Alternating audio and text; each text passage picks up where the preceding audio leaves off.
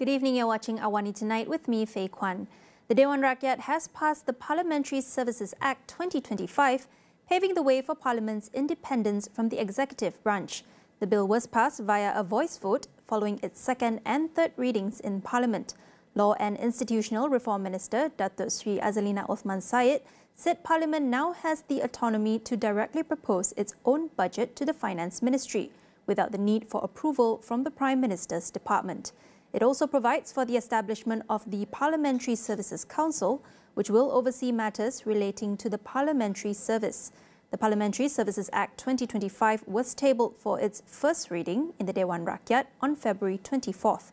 Its predecessor, the Parliamentary Services Act 1963, was abolished in 1992, following which Parliament was placed under the Prime Minister's department, with a minister supervising its administration.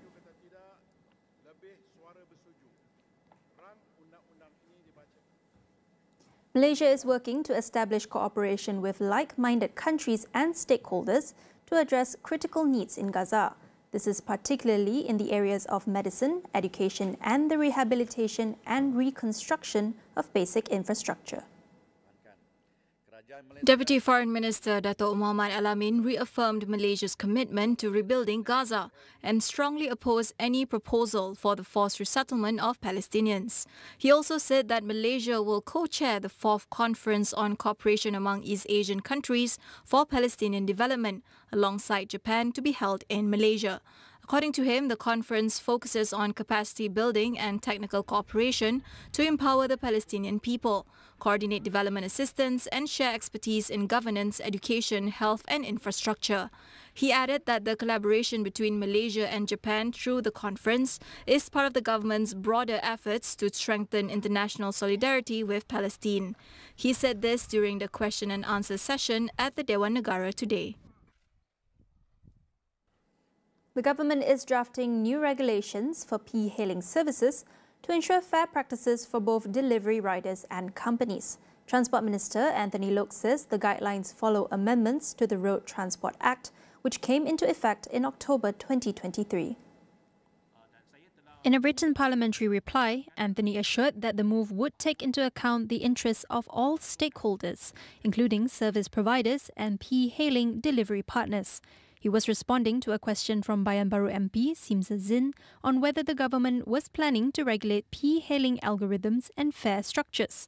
He said currently, e-hailing operators set wages dynamically based on factors such as traffic, weather, distance and demand, without government intervention. We'll head for a quick break. Stay tuned.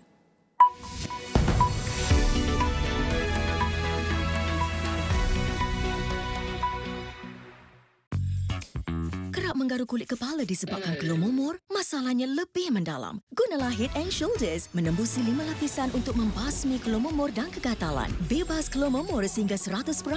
Head & Shoulders diuji secara dermatologi. This is digital karma. Kalau aku tak bunuh dia, kita yang mati.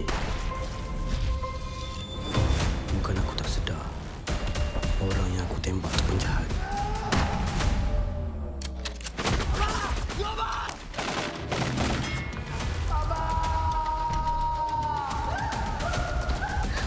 Aku akan bunuh Ibu Sarah.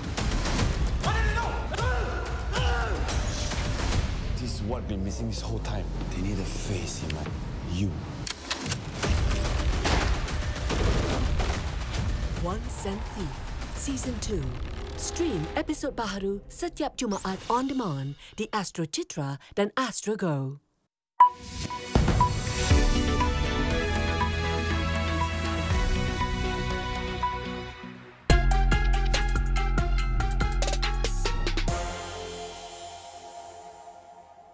E.Co Group is accelerating 5G deployment to enhance connectivity, particularly in rural areas, while promoting sustainable infrastructure solutions aligned with Malaysia's net zero aspirations.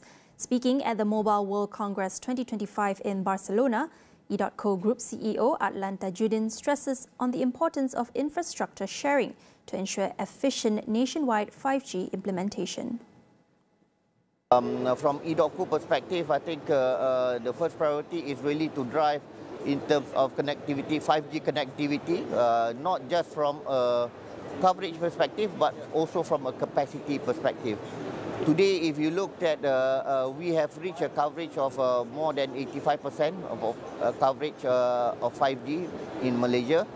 And I think 5G is going to be the catalyst in terms of growing data demand and giving the consumer, right, the quality that they require and the services that they require, especially in terms of the increasing need for driving digital economy forward. Yeah. He highlighted Malaysia's strategic position as a regional connectivity hub, driven by progressive policies and rapid 5G development, positioning the country as a leader in Southeast Asia's digital revolution. E.co remains committed to bridging the digital divide by implementing innovative solutions to connect 1 million Malaysians in remote areas. Adlan also underscored the role of energy-efficient technology in ensuring sustainable connectivity. As Malaysia advances its digital infrastructure, sustainability remains a priority for E.co, which aims to achieve carbon neutrality by 2030, aligning with the national goal of net zero emissions by 2050. By integrating modular and energy-efficient designs, E.co aspires to set a benchmark for sustainable telecommunications infrastructure in Malaysia and the region. US President Donald Trump doubled down on his policy of reciprocal tariffs during his State of the Union address to Congress. According to him, the policy will begin in early April. The president's 25% tariffs on imports from Mexico and Canada took effect on Tuesday. If you don't make your product in America, however, under the Trump administration, you will pay a tariff, and in some cases, a rather large one. Other countries have used tariffs against us for decades, and now it's our turn to start using them against those other countries. On average, the European Union, China, Brazil, India, Mexico, and Canada, have you heard of them? And countless other nations charge us tremendously higher tariffs than we charge them. It's very unfair. India charges us auto tariffs higher than 100%. China's average tariff on our products is twice what we charge them. And South Korea's average tariff is 4 times higher. Think of that, 4 times higher. And we give so much help militarily and in so many other ways to South Korea, but that's what happens. This is happening by friend and foe. This system is not fair to the United States and never was, and so on April 2nd, I wanted to make it April 1st, but I didn't want to be accused of April Fool's Day. That's not, just one day cost us a lot of money. But we're going to do it in April. I'm a very superstitious person. April 2nd, reciprocal tariffs kick in. And whatever they tariff us, other countries, we will tariff them. That's reciprocal, back and forth. Whatever they tax us, we will tax them. Other than that, Trump says US lawmakers should eliminate a landmark 2022 bipartisan law, which allocates $52.7 billion in subsidies for semiconductor chip manufacturing and production. Instead, he proposes that the funds be redirected to reduce the national debt. And just yesterday, Taiwan Semiconductor, the biggest in the world, most powerful in the world, has a tremendous amount, 97% of the market, announced a $165 billion investment to build the most powerful chips on earth right here in the USA. And we're not giving them any money. Your CHIPS Act is a horrible, horrible thing. We give hundreds of billions of dollars, and it doesn't mean a thing. They take our money and they don't spend it. You should get rid of the CHIP Act, and whatever's left over, Mr. Speaker, you should use it to reduce debt or any other reason you want to. Trump made the statement while addressing a joint session of Congress 6 weeks into a tumultuous term during which he has upended decades of U.S. foreign and domestic policy and stretched the limits of the presidency. In his State of the Union address, U.S. President Donald Trump also mentions receiving a letter from Ukrainian President Volodymyr Zelensky. According to Trump, the letter expressed Zelensky's willingness to come to the negotiating table regarding the ongoing Russia-Ukraine war. We're joined tonight.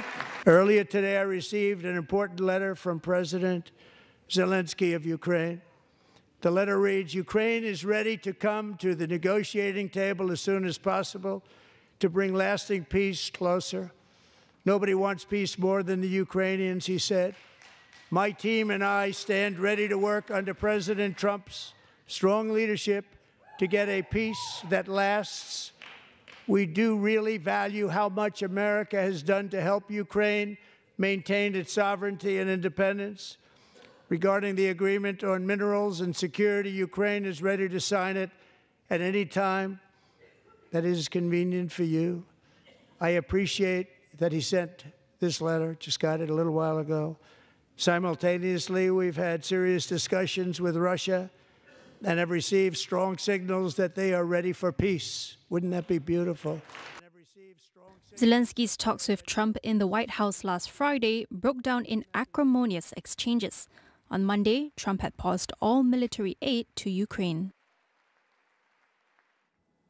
China unveiled more fiscal stimulus today, promising greater efforts to boost consumption and cushion the impact of an escalating trade war with the US. This is on the back of an economy that Beijing is determined to grow by another 5% or so this year. The 5% growth target, which confirms a December Reuters report, was unveiled by Premier Li Qiang at the opening of the annual meeting of the National People's Congress. An escalating trade war with US President Donald Trump's administration is threatening to crimp China's economic jewel, its sprawling industrial complex, at a time when persistently sluggish household demand and the unraveling of the debt-laden property sector are leaving the economy increasingly vulnerable. Li acknowledged domestically the foundation for economic recovery remains unstable, with insufficient effective demand. China aims for a budget deficit of around 4% of gross domestic product in 2025, up from 3% in 2024, showed the report, which promised a special action plan to stimulate consumption. Beijing plans to issue 1.3 trillion yuan in ultra-long special treasury bonds this year, up from 1 trillion in 2024. Of this, 300 billion yuan will support a recently expanded consumer subsidy scheme for electric vehicles, appliances and other goods. Economists have been urging Beijing to engineer a long-term restructuring of resource allocation in the economy with more profound measures that reimagine its taxation, land and financial systems to weave a stronger social safety net. Now that report wraps up AWANI Tonight. Do check out our web portal, keeping you informed on the critical events shaping our world. All in one place at international.astroawani.com. That's all for now. I'm Faye Kwan. Thank you for watching and good night.